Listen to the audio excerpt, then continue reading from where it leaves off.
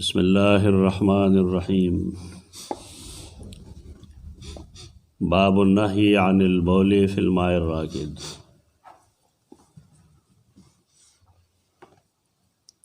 दे बाब के यौ दासे हदीस बयानई चे हगं मुंगा मनी कई त दे खबर ना चे मुंगा दे पुलाड़ो बो के पेशाब को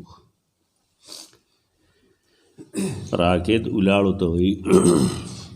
नही मन कौल वो बोध अल्लाह ढेर लुए नियामत थे। द ज़्मकी आबादी द इंसानानो आबादी दा टोल ओबो त मुहताज दा वजअलना मिनल माए कुल्ल शैइन हई। हर ज्वंदे चीज़ दा मुंग दो ओबो न पैदा करे दे ओबो त मुहताज दे तर मर्ग पूरे। कुरान ज़का बतौर नेमत दा कल कल ज़िक्र कई तहूरा और तो ईमान तहूरा अल्लाह पाकवन की वो बोस्ता सुदा पार रहा हो रही और कल कल खुदा गई तफसील मुकी चपकम तरीक़ा बांधे हवागान राशि या बुखारात चित की बर लड़शी और ब्या बारान बुरी कल च बारान नहीं न अल्लाह दा हुक्म मुकड़े च दा अल्लाह न दुआ करे और दैम फरमाइली दी च कतासो द अल्लाह इत्तिबाउ के न अल्लाह बतासो बांधे मुतवातिर बारान बगैर दस शर न वरी। मतलब दारे चोबो बांधे कुरान मजीद पखपला दुमर ताकीदात कर दी और दागे बारे की तफसीलात चसड़े आगा उलुली निशायत चगम काफ़ी जमुंगा ख़ासे ज़ाहिरी तौर सरसरी ऊपर ऊपर इस्लाम सर ताल्लुक़ दे पदे वजह इस्लामी तालीमात अगमुंगते व गफ़ कारी कदबार न खलक राशि और अगमुंगता दोबो द हिफाजत चल खई मंगवा डेर खलक दे और डेर शुऊर मुंग के पैदा को खुदा शुऊर अगी जमुंग नजद कर दे कुरान और हदीस के दो बोध सफ़ाए सफ़ा सातलो ताकीदात थी नन चे कम खलक द मुस्तकबिल हालात बाय नज़र लरी नागी हुई चे आयंदर अपार जंगू न की न अपोबो की यानी वबो किल्लत तरफ तरवानी दी कमवाली तरफ तरवानी दी औखकारी दा से पखाब जंगू न बल बल सवानी के दल और उस चे वबो द वबो प कमवाली ब जंगू नहीं और चिकमो खल को सर डेर उबई खलक बदागी खिलाफ कर न कही बार के दा महज यो तंबीह दा मुंग मुसलमानान यो पकार दाए च मुंगता दखपल रसूल सल्लल्लाहु अलैहि वसल्लम फरामीन अहकाम यादी और मुंग दागे पे रिव्यू को दे बाप के जमुंगा यो मरज़ दे अगदारे चफलान के दा कार की नमाज को यो सड़े वो ख़राब ही न बलते दाते वाले ख़राब है वेरा सो की गई बस जम सका सुकुम दा गलत खबर दा टोल खलक गलती की न तो हम गलती किया दाचे हर यो सड़े दगा शांति द गलतैन जान उसाती न खबर बसमई और कना हर सड़े दो बोध गंद कवलो कोशिश की न दगा हाल वही चे सड़े व्या उबो नुमी न दा दस्त पारा न दस्कुल द पारा चूँकि उमी तो और वो सारीम्स की इंसानान इसकी जामे पे मिंजी और दस्चारदाम पे गई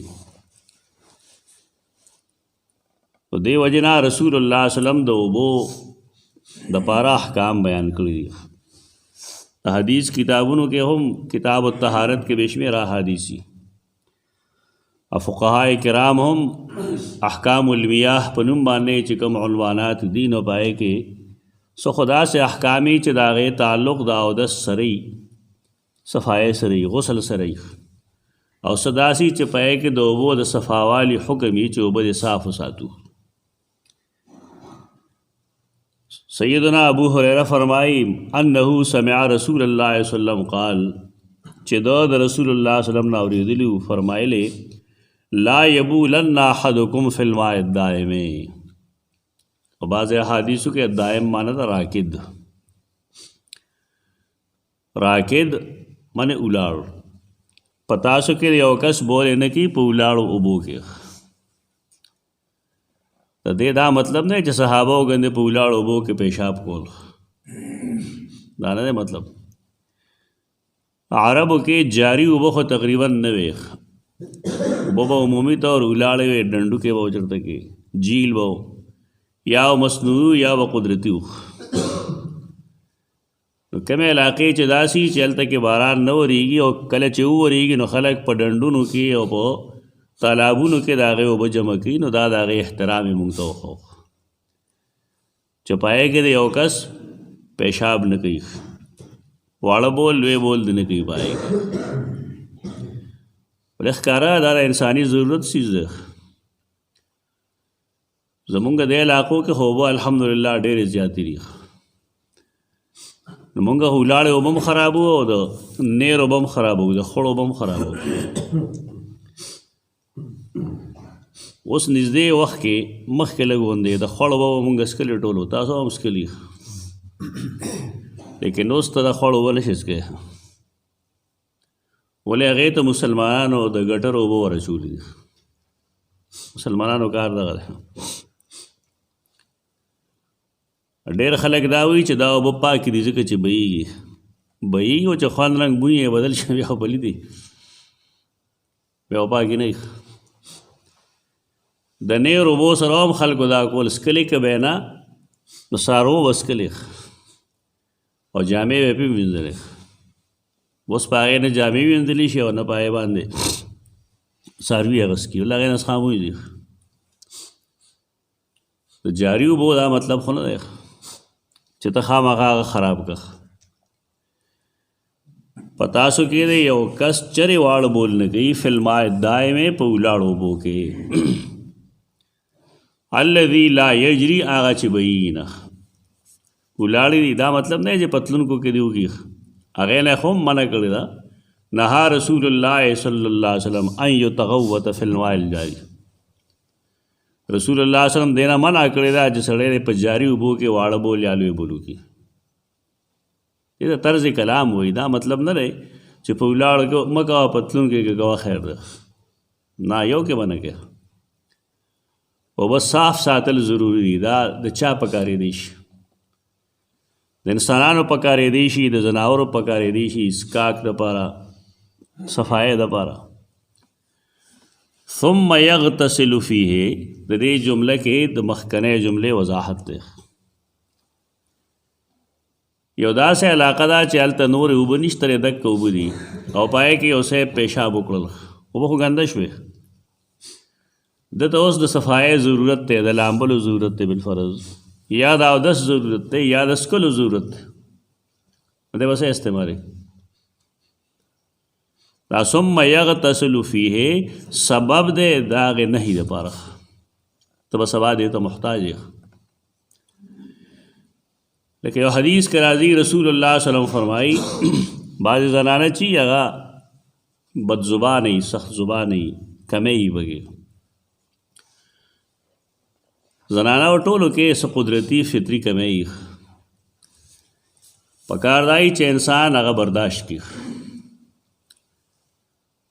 رسول الله صلی الله علیه وسلم د ښځې تعارف چې کوي نو هغه وایي کضلع السر. دا د اخیرنۍ ګسې پختۍ په شان دی، دا بلکل کږه ده، ډېره کږه ده. یعنې الله په دې کې فطري کمزورۍ ډېرې پیدا کړي دي، فطري طوره کمزورې ده. نو که یو سړی دا غواړي چې د ښځې نه فایده واخلي نو د هغې چې کومې غلطۍ دي په هغې د خپې راخلي او فایده دې ترې اخلي. بعضې خلک وي نه زه به دې کې هېڅ قسم اعوجاج کوږوالی نه پرېږدم، صبرایي به پکې نه پرېږدم. رسول الله صلی الله علیه وسلم فرمایي د ښځې نه ټولې برایۍ نه وځي، یې کمزوری داسې دي چې هغه نه وځي، د هغې نور ضرورتونه دي، نور حکمتونه دي په هغې کې. ان اقمتها کسرتها، که ته دا بلکل نیغول غواړې دا به ماته شي. د دې مطلب دا دی چې ښځې سره ګزاره کول پکار دي. بیا به رسول الله صلی الله علیه وسلم فرمایل لا تضربوا اماء الله. څنګه چې نارینه د الله عباد دی بندگان دی تو دارنګ دا زنانا د الله غلامان دی وینځري دا فرمایي دا وهمه بعض کورونو کې سار او ماښام زنانو باندې غربي وهل کیږي نو دا وهلو نه چې رسول الله صلی الله علیه وسلم منع کی نو فرمایي ورته یو ځای کې چې تاسو کې یو کس زنانه نه وي ثم یزتجعها د شپې بیا هغې ته محتاجي سملاستلو دپاره دی د نهي وجه ښودلې ده چې ته خو ماستن بیا محتاج دی ته و د اصلاح بل څه طریقه اختیار کړه ولې داسې یو کار کوي چې کوسترګې ورته دا د نبی کریم صلی الله علیه وسلم تعلیم او تربیت انداز دی د حدیث کې هم دا چل دی چې ته سبا لامبلو دپاره هم دی اوبو ته محتاج دی د څښلو دپاره دی اوبو ته محتاج دی د اودس دپاره دی اوبو ته محتاج دی جامو دپاره دی اوبو ته محتاج دی څاروو له هم دغه اوبه ورکوي نو ته یې ګنده کوې ولې دا زورنه ده تعلیم بطور زورنه لا یبولن احدکم فی الماء الدائم پتاسو کې یو کس په ولاړو اوبو کې نه کوي الذي په ولاړو اوبو کې بول نه کوي الذي لا یجري هغه اوبو چې هغه روانې نه وي ثم یغتسل فیه او بیا لامبي هغې کې یعنې ماښام ماسخوتن یا سبا هغې ته بیا محتاجي نو د هغې احتیاج نه د بچ کېدو دپاره ښه طریقه دا ده چې ته پیشاب مهرباني وکړه بل ځای وکړه د الله لویه ځمکه ده لویه دنیا ده بل ځای ځان فارغ کړه او راشه اوبه مه ګنده کوه نو دې کې د اوبو د صاف ساتلو